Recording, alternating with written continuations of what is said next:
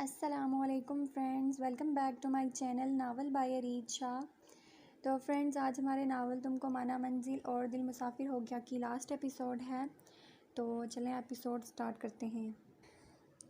Phone बंद हो चुका था। न जाने कितनी देर से मुस्तफ़ा फ़ोन को घूरता रहा, फिर किसी फ़ैसले पर पहुंचकर उठकर चला गया। कहाँ हो तुम यासिर हान को मैं ले आया हूँ, तुम दुआ को मेरे हवाले कर दो और यासिर हान को ले जाओ, मुस्तफ़ा ने उसी नंबर पर फ़ोन करके कहा। मुझे यकीन था मुस्तफ़ा, तुम बेवकूफ़ नहीं हो, मेरी बात ज़रूर मानोगे। मैं तुम्हें एक एड्रेस दे रहा हूँ, इस एड्रेस पर यासिर हान को ले आओ और कोई होशियारी करने की कोशिश मत करना, वरना नुकसान के ज़िम्मेदार तुम खुद होगे। नहीं, मैं कुछ नहीं करूँगा, दुआ को कुछ नहीं होना चाहिए। मुस्तफ़ा के लिए इस वक्त सबसे ज़्यादा ज़रूरी दुआ की जान बचाना थी। मुस्तफ़ा इसके भेजे हुए पते पर यासिर हान को ले आया था। यकीनन कोई अड्डा था जहाँ तारिक भट्टी छुप कर बैठा था। ऐसे कितने ही और अड्डे इस शहर में थे जिन्हें तारिक भट्टी चलाता था। यासिर हान के सामने आते ही तारिक भट्टी दुआ को लेकर सामने आ गया। इसने दुआ को बाजू से पकड़ा था और सर पर बंदूक रखी थी। मुस्तफ़ा आगे बढ़ा। जब आवाज़ आई, वहीं रुक जाओ मुस्तफ़ा, आगे आने की ज़रूरत नहीं है। तुम यासिर को इस तरफ भेजो और मैं दुआ को भेजता हूँ। वो यकीनन कोई रिस्क नहीं लेना चाहता था। रिस्क तो इस वक्त मुस्तफ़ा भी कोई नहीं लेना चाहता था। ठीक है, तुम दुआ को इस तरफ भेजो, जितने कदम दुआ उठाएगी इतने ही यासिर उठाएगा, मुस्तफ़ा ने कहा। लेन देन के मामले में तुम बहुत अच्छे हो इंस्पेक्टर मुस्तफ़ा हैदर, मुझे मंजूर है। इसी डील के मुताबिक इस तरफ से दुआ को जबकि दूसरी तरफ से यासिर को भेजा गया। लेकिन आधे रास्ते में दुआ रुक गई। तारिक अंकल, मेरा लहंगा तो दीजिए, पीछे मुड़कर कहने लगी, जबकि इसकी बात पर मुस्तफ़ा का दिल चाहा कि इसका सर फोड़ दे। दुआ, चलो हम और लहंगा ले लेंगे, मुस्तफ़ा ने समझाना चाहा, क्योंकि इस वक्त दुआ को इस ख़तरनाक जगह से निकालना चाहता था। ऐसे कैसे और ले लेंगे, इतना महंगा है वो, और मामा ने कहा था कि मुझे बिल्कुल फ़जूल खर्ची नहीं करने देंगे। लहंगा नया लेंगे तो क्या फ़जूल खर्ची नहीं होगी। तारिक अंकल लाएं, मेरा लहंगा दें। दुआ अब भी ज़िद पर अड़ी हुई थी, जबकि मुस्तफ़ा तेज़ी से इसके करीब आया और इसका हाथ पकड़ के ज़बरदस्ती घसीट कर अपने साथ ले जाने लगा। छोड़े मुझे, अगर मेरा लहंगा नहीं मिला तो मैं आपसे शादी नहीं करूँगी, दुआ ने धमकी दी। दुआ, मेरी बात को समझने की कोशिश करो, हम और लहंगा ले लेंगे, इस वक्त यहाँ से चलो। मुस्तफ़ा समझ नहीं पा रहा था कि वो इस बेवकूफ़ लड़की को कैसे समझाए कि वो इस वक्त कितने बड़े ख़तरे में है। मैंने कहा ना, अगर आपने मेरा लहंगा नहीं लाया तो मैं आपसे शादी नहीं करूँगी, वो इसी ज़िद्दी लहजे में बोली। क्या मतलब शादी नहीं करोगी? शादी तो आप तुम्हारे अच्छे भी करेंगे। बहुत सता लिया तुमने मुझे, एक लम्हे की मोहलत नहीं दूंगा तुम्हें। ना तो अब मैं तुम्हें अपनी मोहब्बत को आजमाने दूंगा और ना ही सब्र को, मुस्तफ़ा गुस्से से बोला। मोहब्बत? ताया अबू भी यही कहते थे कि आप मुझसे मोहब्बत करते हैं, ये देखो कितनी मोहब्बत करते हैं मुझसे, एक लहंगा नहीं ला के दे सकते। दुआ ने गोया इसकी मोहब्बत का मजाक उड़ाया। दुआ, तुम इस तरह से नहीं कह सकती। अरे छोड़िए, जाने दीजिए, देख लें आपकी मोहब्बत, बड़े आए थानेदार, एक लहंगा तो ला नहीं सकते, यूनिफॉर्म क्यों पहनते हैं। पहले दुआ इसकी मोहब्बत का मजाक बना रही थी, अब इसके काम का भी मजाक बना रही थी। मुस्तफ़ा वहीं रुका और वापस जाने लगा। यकीनन वो इसका लहंगा लाकर इसके मुंह पर मारने वाला था। दुआ का लहंगा दो, इसने डायरेक्ट तारिक भट्टी को मुखातिब किया। लहंगा इसी कमरे में है जहाँ इस लड़की को रखा हुआ था, एक आदमी बोला। ठीक है, जाओ उठा लाओ, तारिक भट्टी ने हुक्म दिया। यकीनन वो भी दुआ से तंग आ चुका था। आदमी वो जाने लगा। रुके नहीं, मैं हरगिज़ बर्दाश्त नहीं करूँगी कि मेरे लहंगे को कोई गैर मर्द हाथ लगाए। दुआ ने सर पे उल्टा हाथ रख कर धाई दी। दुआ, तुम्हारा दिमाग ख़राब हो गया है, मुस्तफ़ा ने दांत पीसते हुए कहा। जी नहीं, मैं हरगिज़ बर्दाश्त नहीं कर सकती कि मेरी किसी भी चीज़ को मेरे शोहर के अलावा कोई और छुए। शायद नहीं। यकीनन दुआ एक्टिंग कर रही थी।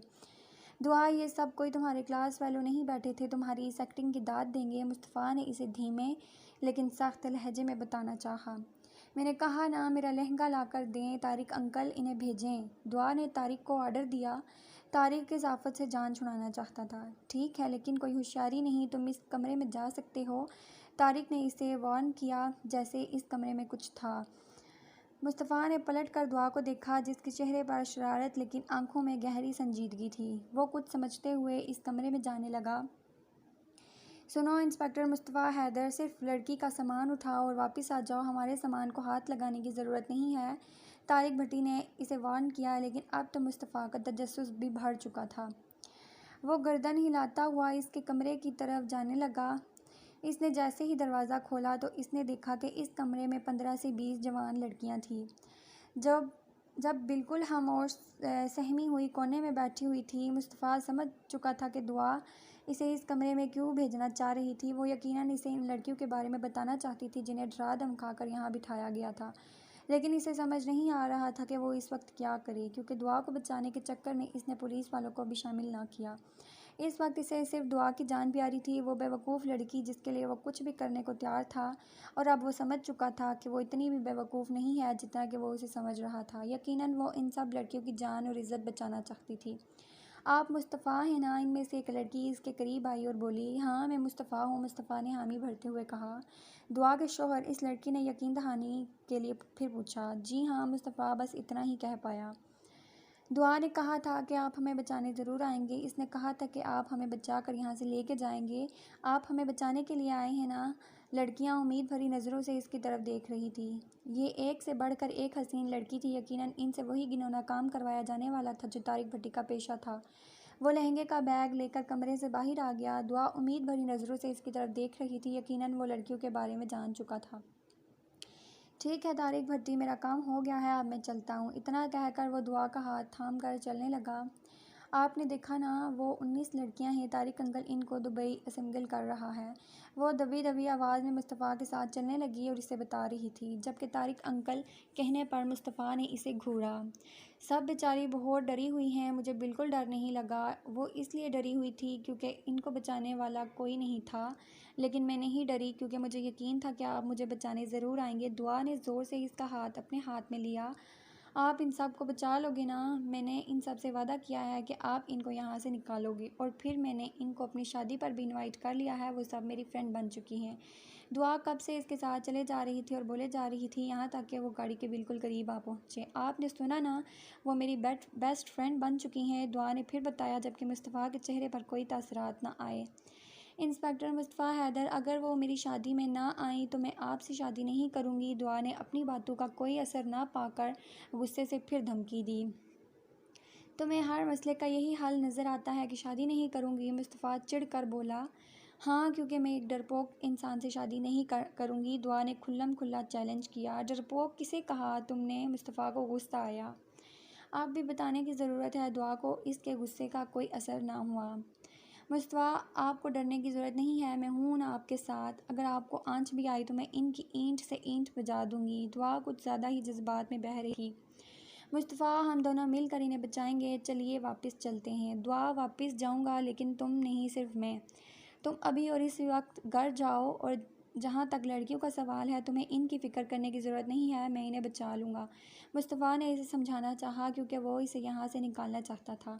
बिल्कुल भी नहीं, मैं आपको अकेले छोड़कर नहीं जाऊँगी, दुआ ने फैसला सुनाया। नहीं दुआ, अगर तुम यहाँ से नहीं जाओगी तो पुलिस स्टेशन जाकर बताओगी कैसे कि मैं यहाँ फंसा हुआ हूँ?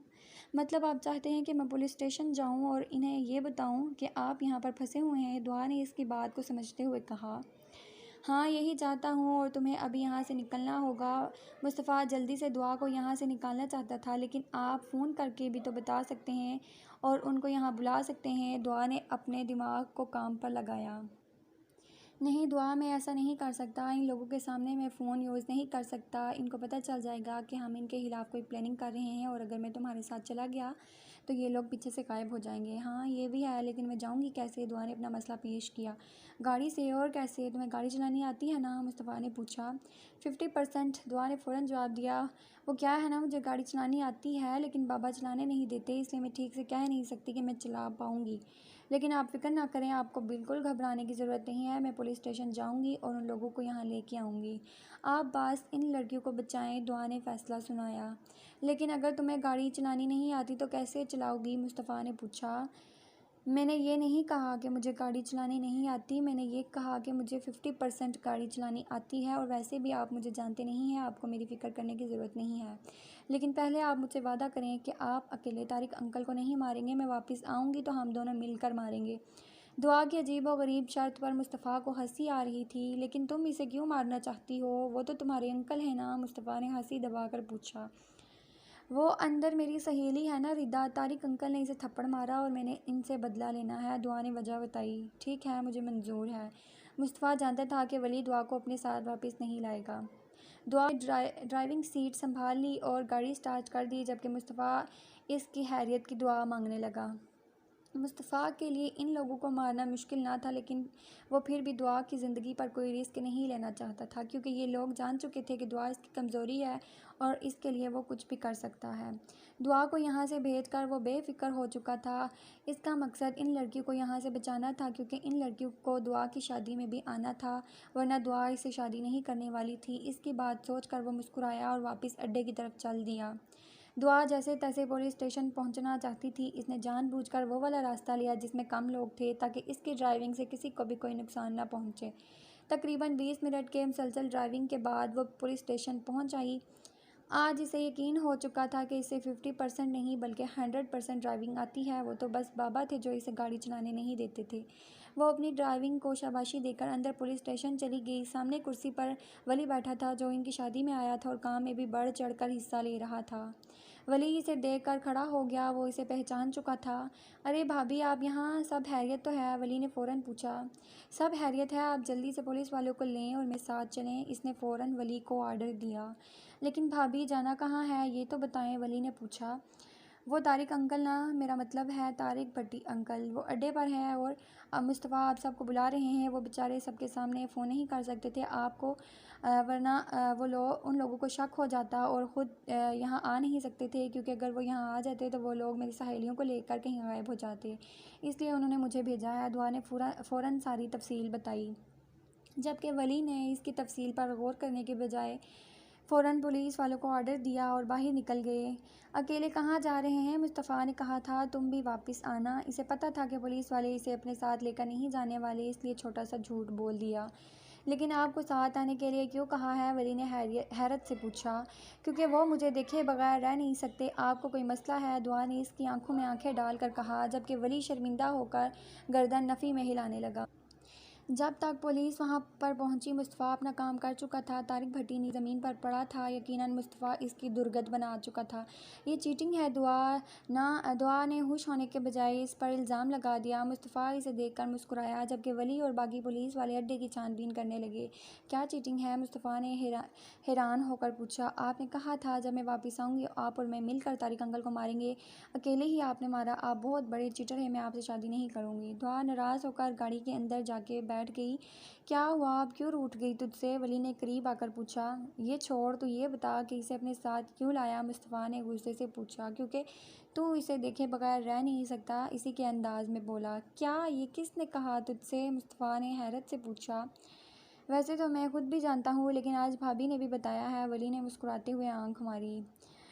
यार, बड़ी तोप चीज़ है ये, मुस्तफ़ा ने सर खुजाते हुए कहा। दुआ यार, बात तो सुन लो, तारिक मुझ पर हमला कर रहा था। इसे नहीं मारता तो मैं खुद मर जाता।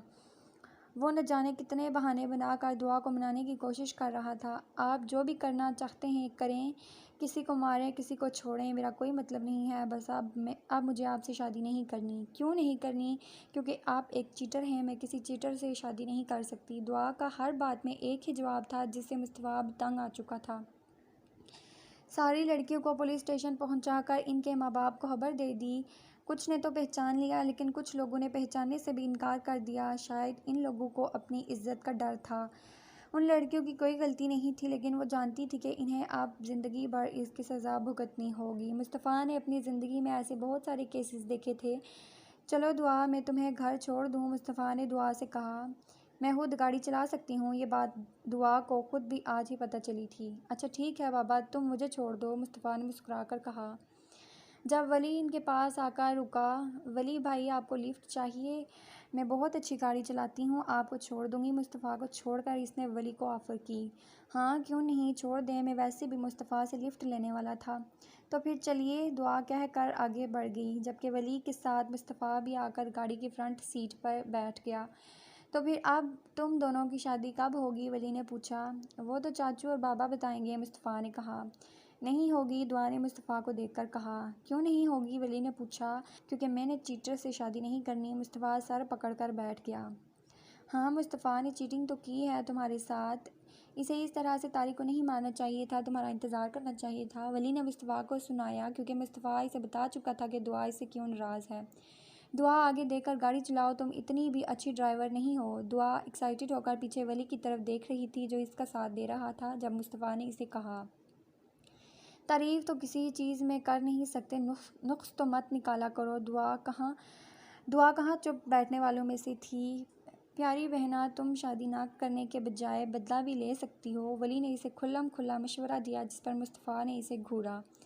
अरे घूर क्या रहा है, तूने इतना जुल्म किया है मेरी बहन के साथ, बदला लेना चाहिए। वली ने इसकी घूरी की परवाह न करते हुए कहा। सुबह तक ये तेरी भाभी नहीं थी? मुस्तफ़ा ने पूछा। ये लो, बस जल गए, जल कर लहू हो गए। अब देखना मैं आपसे शादी करके कैसे आपसे बदला लेती हूँ। मेरे रिश्तेदार तक बर्दाश्त नहीं होते आपसे। दुआ ने फ़ौरन बात अपनी तरफ खींची, जबकि मुस्तफ़ा ने पीछे मुड़कर देखा, जहाँ वली बड़े मज़े से सीट के साथ टेक लगाकर इसे आंख मार रहा था। बाबा को कुछ देर पहले घर वापस लाया गया था। वो अभी आराम कर रहे थे जब ये लोग घर पहुँचे। फिर वही हुआ। घर पहुँचते ही दुआ ने सबसे पहले ताया अब्बू से कहा कि इसको जल्दी से जल्दी शादी करनी है, क्योंकि अब इसकी 19 सहेलियाँ और हैं जो कि शादी पे आने वाली हैं। और तो और इन्हें अपनी बहादुरी के न जाने कौन कौन से किस्से भी सुना डाले। और बाबा तो ये सब कुछ ऐसे सुन रहे थे जैसे पहली और आखिरी बार सुन रहे हों। ना सिर्फ दिलचस्पी दिखा रहे थे बल्कि इसको शाबाशी भी दे रहे थे। हाँ, इसकी शादी वाली बात पर बहुत खुश थे वो। ना सिर्फ बाबा बल्कि चाची और चाचा भी बहुत खुश थे। और मुस्तफ़ा ये सोच रहा था कि आखिर वो बदला लेने के लिए क्या प्लान कर रही है। खैर, जो कुछ भी था, इसकी तो ख्वाहिश पूरी होने जा रही थी, जिसके लिए वो बहुत खुश था। घर में रुखसती की तैयारियां भी शुरू हो चुकी थी, क्योंकि बाकी सारी रस्में तो अदा हो चुकी थी। बाबा और मामा न जाने क्या क्या सोचते रहे। वो अपनी इस सोच पर अफसोस कर रहे थे कि इन्हें अपनी बेटी पर यकीन नहीं। जिस तरह से दुआ शादी से इनकार कर रही थी, बाबा और मामा के जहन में सबसे पहला यही ख्याल आया। अगर वो शादी से इनकार ना करती तो शायद वो भी ये सब कुछ ना सोचते। खैर, जो कुछ भी था, अब इनकी दुआ वापस आ चुकी थी और शादी के लिए भी राज़ी थी, जबकि दूसरी तरफ दुआ मुस्तफ़ा से बदला लेने की प्लानिंग कर रही थी। आज दुआ रुखसत होकर मुस्तफ़ा के घर आ चुकी थी। मुस्तफ़ा इसे रुखसत करवाकर अपने फ्लैट में लाया था। ताया अबू भी साथ आए थे। दुआ कमरे में बैठी थी जब आहिस्ता से दरवाज़ा खुला और इसने कदम अंदर रखे तो इसकी आंखें फटी की फटी रह गई। दुआ सामने बेड पर बैठकर आंखों में मुस्तफ़ा का स्टाइलिश चश्मा पहने हुए बड़े मज़े से एक हाथ में पिज़्ज़ा जबकि दूसरे हाथ से कोल्ड ड्रिंक पी रही थी, जबकि फूलों से सजे खूबसूरत बेड का सत्यानाश हो चुका था। दुआ, ये क्या कर रही हो तुम? मुस्तफ़ा को इससे अच्छी उम्मीद तो नहीं थी, लेकिन इतनी बुरी भी नहीं थी। प्लीज़ आप 10 मिनट बाद आएँ, मुझे बहुत भूख लगी है। अगर आप यहाँ बैठेंगे तो मुझे शेयर करना पड़ेगा, जो कि मैं नहीं करना चाहती। दुआ साथ साथ खा रही थी और साथ साथ बता भी रही थी। मुझे खाना भी नहीं है, मुस्तफ़ा ने चिढ़कर कहा। ओह ग्रेट, यानी सारा मैं अकेले खाऊंगी। आप थोड़ी देर के लिए सोफ़े पर बैठ जाएं। आप ऐसे मेरे सामने बैठेंगे तो मैं ठीक से खा नहीं पाऊंगी। वो कब से इसे घूर रहा था, इसीलिए दुआ ने इसे देखकर कहा। दुआ, ये तुम्हारा बदला है? मुस्तफ़ा ने पूछा, क्योंकि दुआ ने शादी बदला लेने के लिए की थी। बदला? वो भी इतना सस्ता? 800 का बदला तो मैं हरगिज़ नहीं लूँगी, दुआ ने पिज़्ज़ा की कीमत बताते हुए कहा। जबकि इसकी बात पर मुस्तफ़ा सर पकड़कर बैठ गया। वो उठकर सोफ़े पर आ गया तो वो सुकून से खाने लगी। मुस्तफ़ा इसे खाते हुए देखने लगा। थोड़ी देर बाद उठकर अपना लहंगा संभालते हुए वो डस्टबिन के पास आ गई और खाली डिब्बा इसमें फेंका। वापस आकर इसके सामने खड़ी हो गई। कैसी लग रही हूँ मैं? दुआ के पूछने पर मुस्तफ़ा ने इसे हैरत से देखा। फिर लगा शायद दुआ का दिमाग ठीक हो गया है। बहुत बहुत बहुत खूबसूरत, दुनिया की सबसे खूबसूरत दुल्हन, मुस्तफ़ा ने दिल से तारीफ़ की। हाँ पता है मुझे, दुआ ने अदा से कहा और बेड पर बैठ गई। मुस्तफ़ा भी इसके पास आके बैठ गया। मुझे हमारे निकाह के बारे में कुछ याद नहीं, लेकिन आपकी डायरी पढ़कर मुझे पता चला कि आप सच में मुझसे प्यार करते हैं और ये शादी किसी बदले के लिए नहीं कर रहे थे। आई एम सॉरी, किसी की डायरी बिना इजाज़त पढ़ना गलत बात है, लेकिन आपके कमरे में डायरी देखकर मैं खुद को रोक नहीं पाई। मुझे वो डायरी हमारी शादी वाले दिन से एक दिन पहले मिली। किसी को नज़र ना आए इसलिए मैंने लहंगे वाले बैग में छुपा दी। मैंने तारिक अंकल के सामने भी लहंगे की ज़िद इसीलिए की थी क्योंकि मैं वो डायरी ज़ाया नहीं करना चाहती थी। जब से मैंने आपकी डायरी पढ़ी मुझे आप बहुत अच्छे लगने लगे हैं। दुआ ने नज़रें झुकाकर इजहार किया तो मुस्तफ़ा की लब खुद ब खुद मुस्कुराए। मैंने आपकी डायरी आपकी इजाज़त के बगैर पढ़ी, इसलिए आई एम सॉरी, दुआ ने इसे देखते हुए कहा। इट्स ओके दुआ, चलो किसी चीज़ की वजह से तो मेरे जज्बात तुम तक पहुँचे। तुम जानती हो मैं यहाँ नहीं आना चाहता था जब तक तुम्हारी पढ़ाई ख़त्म ना हो जाए, लेकिन बाबा के बार बार कहने पर मुझे आना पड़ा। यहाँ आने का मकसद सिर्फ तारिक भट्टी था, लेकिन तुम्हें देखकर मैं अपना मकसद भूल गया। मुझे इसी बात का डर था। वो मुस्कुराया।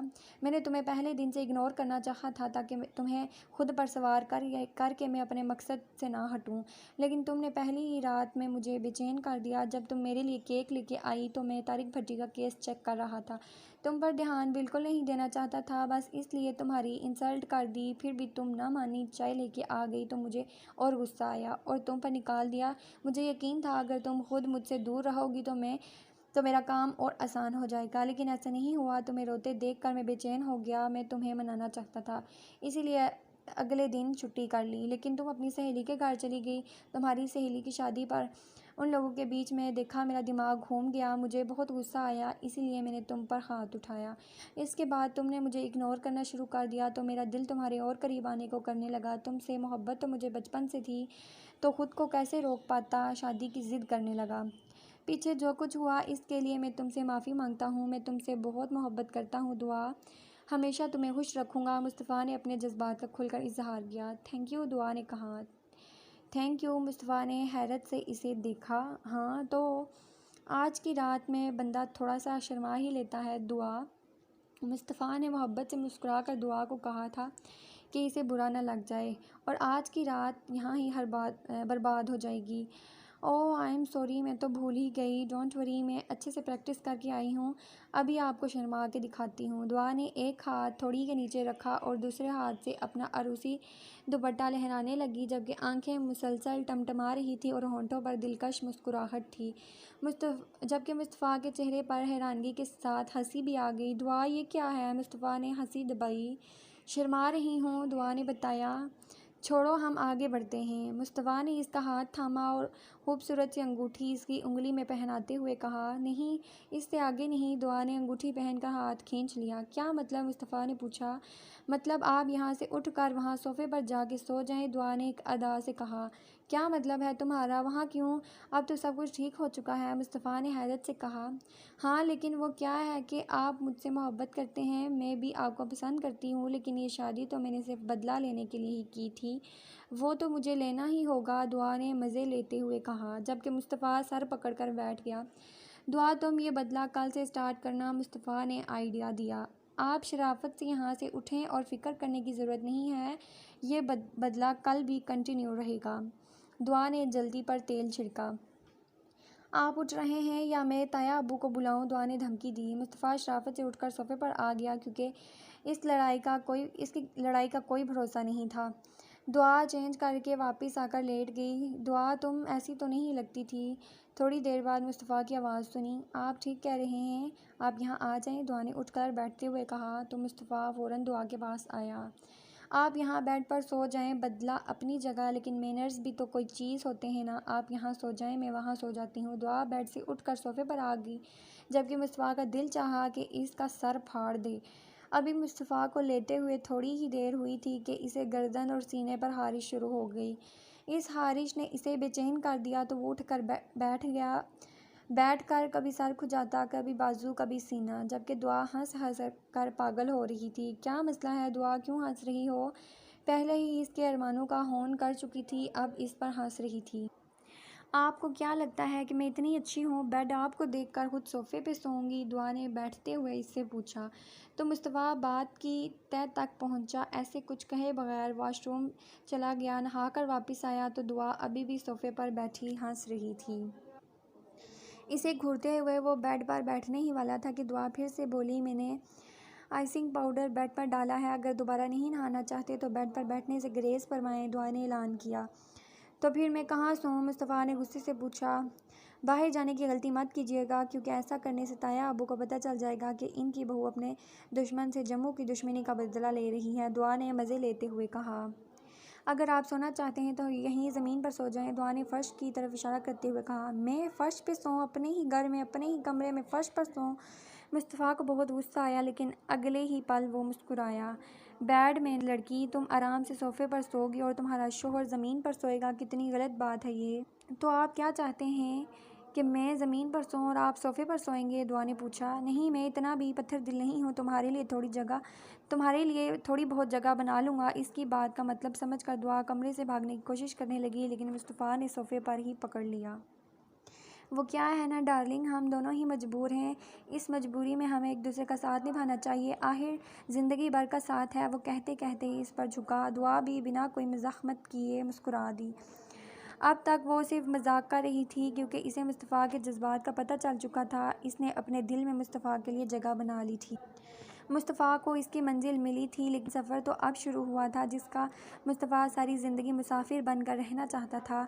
दुआ क्या कर रही हो? मुस्तफ़ा के सब्र का पैमाना लबरेज हो गया। अगर वो दोनों इस वक्त घर में होते तो मुस्तफ़ा इसका दिमाग ठिकाने लगा देता। क्या कर रही हूँ मैं? इस आदमी को फ़ोटो बनाना आता ही नहीं है, बस कैमरा पकड़कर खड़ा हो गया है। आज इसका वलीमा था और इस वक्त हाल में इसकी पुलिस फ़ोर्स के बहुत से लोग अपनी फैमिलीज़ के साथ शरीक थे, और मुस्तफ़ा को इसकी बचकाना हरकतों पर गुस्सा आ रहा था। वो प्रोफेशनल है। मुस्तफ़ा का सब्र अब जवाब दे चुका था, लेकिन फिर भी चेहरे पर ज़बरदस्ती की मुस्कुराहट सजाए वो गुस्सा कंट्रोल कर रहा था। ऐसे होते हैं प्रोफेशनल लोग। मुस्तफ़ा, ये आदमी मेरे वलीमे के एल्बम का बेड़ा गर्क कर रहा है और आप मुझे आंखें दिखा रहे हैं। अस्सलाम वालेकुम मुस्तफ़ा। अभी मुस्तफ़ा से आंखें दिखा ही रहा था जब पीछे से इसके दोस्त ने इसे सलाम किया। वह बातों में मसरूफ़ हो गया तो दुआ मौका देकर वहाँ से निकल गई। भाभी से तो मिलो, दोस्त ने कहा, तो मुस्तफ़ा को भी ख्याल आया कि इस वक्त वो अपने वलीमे की तकरीब पर है। लेकिन दुआ न जाने कहाँ चली गई। वो तो वैसे भी मुस्तफ़ा के हाथों से कब से अपना हाथ छुड़ाने की कोशिश कर रही थी। नज़र घुमाने पर वो इसे मेहमानों के साथ खड़ी नज़र आई, जो एक लड़की के साथ मिलकर इसके बच्चे संभालने में हल्कान, ये परवाह किए बगैर कि वो इस वक्त दुल्हन के रूप में है। दुआ, आप बेकार में परेशान हो रही हैं, ये अभी चुप हो जाएगा। वो दुल्हन बने बच्चे को उठाए ऐसे चुप करवाने की कोशिश कर रही थी जैसे इसका अपना बेटा हो। मैं समझ सकती हूँ, दो बच्चों को एक साथ संभालना कितना मुश्किल होता है। दुआ ने बच्चे को संभालते हुए इसको दिया। दुआ, तुम यहाँ क्या कर रही हो? मुस्तफ़ा ने मुस्कुराते हुए मेहमानों को सलाम किया और दुआ से पूछा। आप बहुत लकी हैं मुस्तफ़ा भाई, दुआ जैसे साथी पाकर। वो सिर्फ अच्छी लड़की ही नहीं बल्कि फ्यूचर में बहुत अच्छी मम्मा भी साबित होगी। लड़की ने मुस्कुरा कर दुआ की तारीफ़ की, जिस पर मुस्तफ़ा मुस्कुराया। दुआ, चलो मुझे तुम्हें कुछ लोगों से मिलाना है। उन दोनों से माजरत करके वो इसका हाथ ज़बरदस्ती पकड़कर अपने साथ लेकर जाने लगा। क्या मसला है तुम्हारे साथ? एक जगह टिक नहीं सकती तुम? मुस्तफ़ा धीमी आवाज़ में बोला। आपको अपने दोस्तों से फुर्सत नहीं मिलती और आप चाहते हैं मैं इतनी देर एक ही जगह एक ही पोजीशन में टिक कर बैठी रहूं? दुआ, तुम आज की दुल्हन हो, सिर्फ आज आराम से बैठ जाओ, कल से तुम आज़ाद हो जाओगी। वो मुस्तफ़ा ने इसे समझाना चाहा। अभी वो इसे समझा ही रहा था कि मुस्तफ़ा के सीनियर आके इसके पास खड़े हुए, जिस पर दुआ का मूड और ऑफ हो गया। आप फिर से मुस्तफ़ा की तारीफ़ों के लंबे लंबे पैराग्राफ स्टार्ट होने वाले थे, जिससे दुआ पहले ही बेजार हो चुकी थी। शादी बहुत बहुत मुबारक हो, इंस्पेक्टर मुस्तफ़ा इससे हाथ मिलाते हुए और रस्मी अंदाज में बोले। दुआ ने अपने कानों को मुस्तफ़ा नामा सुनने के लिए तैयार कर लिया। मिसेज़ मुस्तफ़ा, आज हर कोई आपके हस्बैंड की तारीफ़ कर रहा है। बेशक वो इस काबिल हैं, लेकिन इनके लास्ट केस में आपने भी बहुत बहादुरी का मुजाहरा किया है। बेशक आप बहुत बहादुर हैं। अगर आप वक्त पर पुलिस स्टेशन पहुंचकर खबर ना पहुंचाती तो यकीनन ये केस बहुत मुश्किल हो जाता। तारिक भट्टी और यासिर खान इस वक्त जेल में हैं। इसमें आपका भी बहुत अहम हाथ है। वो जो कोई भी था, इसको जानने में दुआ को कोई इंटरेस्ट ना था। वो तो बस अपनी तारीफ पर खिल उठी। अरे ये तो कुछ भी नहीं है। अगर आपके ऑफिसर मेरा इंतज़ार करते तो मैं तारिक अंकल को उल्टा लटका देती। दुआ अपनी तारीफ पर चहकते हुए बोली। जब मुस्तफ़ा ने सख्ती से इसका हाथ पकड़कर बोलने से रोका। Thank you so much sir, Mustafa ने मुदवाबाना अंदाज में कहा। इनके जाने के बाद दुआ को घूरने लगा। तुम क्या अपना मुंह बंद नहीं रख सकती? मुस्तफ़ा ने घूर कर कहा, जिस पर दुआ का मुंह बन गया। आपने मुझे डांटा, मैं अभी ताया अब्बू को बताती हूँ, दुआ ने रोती शक्ल बनाकर कहा। पीच कलर की फ़्रॉक में चेहरे के सभी नकूश को खूबसूरती से सजाया। आज तो वो मुस्तफ़ा के दिल में उतर रही थी। इस वक्त कम अज़ कम वो इसके रूठने का रिस्क नहीं ले सकता था, लेकिन दुआ की हरकतें। मैं डांट नहीं रहा, बस ये कह रहा हूँ कि अपनी हरकतों को कंट्रोल करो। पार्टी में बहुत बड़े बड़े बिजनेसमैन शामिल हैं और इनकी वजह से मीडिया वाले भी। मैं नहीं चाहता कि तुम्हारी कोई भी उल्टी सीधी हरकत इन्हें कोई मसला पहुँचाए। तो प्लीज़ तुम खुद पर कंट्रोल करो। मुस्तफ़ा ने चेहरे पर ज़बरदस्ती की मुस्कुराहट से कहा। ठीक है, आज रात आप सोफ़े पर सोएंगे, दुआ ने ऐसे शर्माते हुए कहा जैसे मुस्तफ़ा ने कोई रोमांटिक बात की हो। इनकी तरफ मुतवज्जा लोग दबी दबी हंसने लगे, जिस पर दुआ मज़ीद शर्माई और मुस्तफ़ा इसे देखता रह गया। अल्लाह अल्लाह करके फ़ंक्शन ख़त्म हुआ तो दुआ ने घर आते ही ज्वेलरी और कपड़े उतारने का तकल्लुफ़ किए बगैर सो गई। ज़रा सी आँख खोल कर देखा तो मुस्तफ़ा इसके चेहरे पर झुका अपने लबों से इसके चेहरे पर मोहर ज़ब्त कर रहा था। वह ज़रा सा मुस्कुराई थी, फिर अचानक इसे कुछ याद आया। इसे धक्का देकर मुस्तफ़ा को खुद से दूर कर दिया। क्या मसला है आपके साथ? सारा दिन तो मुझे डांटते हुए गुजार दिया, अब बड़े आए प्यार करने वाले, दूर हटे मुझसे और जाकर सोफ़े पर सो जाएं। दुआ ने मुँह बसूर कर कहा। दुआ, यार तुम्हारी हरकतें ही ऐसी हैं कि मुझे डांटना पड़ता है। मुस्तफ़ा ने एक बार फिर खींच कर इसे अपने करीब किया और इसकी जब दुआ ने एक और धक्का मारकर इसे खुद से दूर किया। हाँ, अब भी मेरी हरकतें वैसी ही हैं, अब क्यों प्यार आ रहा है? आप अब भी डांटे ना, दुआ ने गुस्से से कहा, जिस पर मुस्तफ़ा मुस्कुराया। अब डांटने का वक्त नहीं है बीवी, अब तो बस प्यार का वक्त है। खबरदार जो मेरे पास आने की कोशिश की, पहले आपको मुझसे वादा करना होगा कि आप मुझे कभी नहीं डांटेंगे और ना ही अपनी बड़ी बड़ी आंखों से घूरेंगे।